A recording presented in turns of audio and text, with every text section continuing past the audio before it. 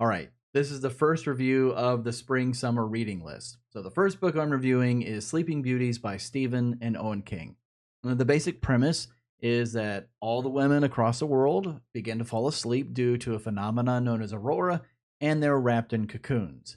Now, this coincides with the appearance of the mysterious figure Evie Black, who appears to have supernatural powers. Look, the book is fine, and it pains me to say that because I generally love everything Stephen King is involved with. But while it started out really strong and it did grip me right away, it just felt like it started to meander after kind of the first third, honestly. It was very much an ensemble novel, and that can work, but it just didn't work for me here. I had the feeling there wasn't really a very strong, definitive protagonist. To me, this felt more like a series of vignettes that followed different characters, and they were connected, but the overall cohesive story just didn't feel like it was there. Now, that can work, but again, it just didn't work for me.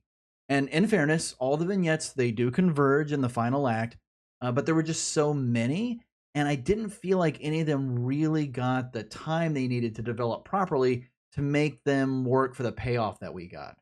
Now, in the same vein that there isn't really a strong single protagonist, there also isn't really a definitive, all engrossing villain either.